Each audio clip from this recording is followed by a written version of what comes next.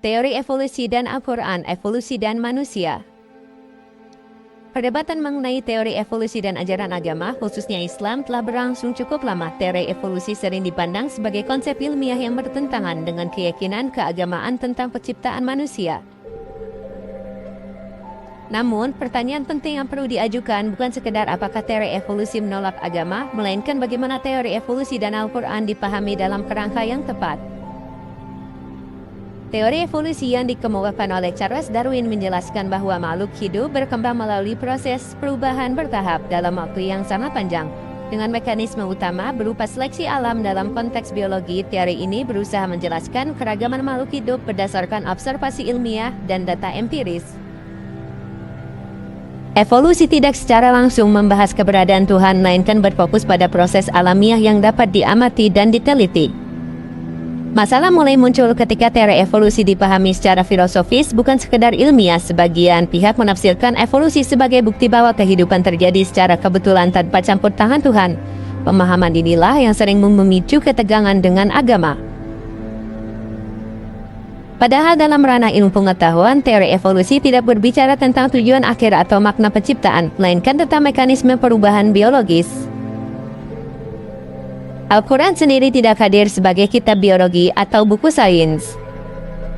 Al-Quran berbicara tentang penciptaan manusia dalam kerangka teologis dan moral. Ayat-ayat Al-Quran menegaskan bahwa manusia diciptakan oleh Allah, dimuliakan dan diberi amanah sebagai khalifah di bumi.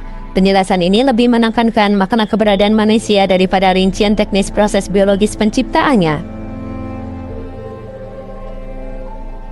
Dalam Al-Quran disebutkan bahwa manusia diciptakan dari tanah, kemudian melalui tahapan tertentu hingga menjadi makhluk yang sempurna. Gambaran tahapan penciptaan ini membuka ruang refleksi bahwa penciptaan manusia tidak digambarkan secara instan, melainkan melalui proses yang memiliki urutan dan keteraturan sesuai dengan kehendak Allah. Namun, bagaimana detail proses tersebut berlangsung bukanlah fokus utama Al-Quran. Sebagian ulama memahami tahapan penciptaan ini sebagai proses langsung yang bersifat khusus bagi Nabi Adam. Namun sebagai pemikir Muslim kontemporer melihat adanya kemungkinan bahwa tahapan penciptaan tersebut dapat dipahami sebagai proses yang berlangsung secara bertahap, selama tetap meyakini bahwa Allah adalah pencipta dan pengatur seluruh proses tersebut. Perbedaan ini menunjukkan adanya keluasan dalam tradisi penafsiran Islam. Perbedaan pandangan ini juga menunjukkan bahwa perdebatan antara evolusi dan Al-Quran seringkali bersumber dari perbedaan penafsiran, bukan semata dari pertentangan teks dan sains. Teori evolusi membahas bagaimana perubahan biologis terjadi, sedangkan Al-Quran menjawab pertanyaan mengapa manusia diciptakan dan apa tujuan hidupnya. Dua ranah ini memiliki fokus yang berbeda. Namun, titik krusial yang sering menjadi perdebatan adalah asal-usul manusia. Dalam perspektif Islam, Nabi Adam dipahami sebagai manusia pertama yang memiliki kedudukan khusus. Sebagian Muslim menolak gagasan bahwa manusia berasal dari spesies lain sebelum Adam. Sementara itu, sebagian sarjana Muslim mencoba membedakan antara asal biologis manusia dan kedudukan spiritual Adam sebagai manusia yang diberi ruh, akal, dan tanggung jawab moral. Pendekatan ini berusaha menjembatani antara data ilmiah dan ajaran agama. Dalam pandangan ini, evolusi dipahami sebagai sunnatullah, yaitu hukum-hukum alam yang diciptakan dan dikendalikan oleh Allah. Dengan demikian, evolusi tidak harus dipandang sebagai ancaman terhadap iman, tetapi sebagai salah satu cara Allah menjalankan kehendaknya di alam semesta. Meski demikian, penting untuk bersikap hati-hati agar tidak memaksakan penafsiran Al-Quran agar selalu selaras dengan teori ilmiah tertentu. Teori sains bersifat dinamis dan terus berkembang, sedangkan Al-Quran memiliki pesan yang bersifat tetap dan universal.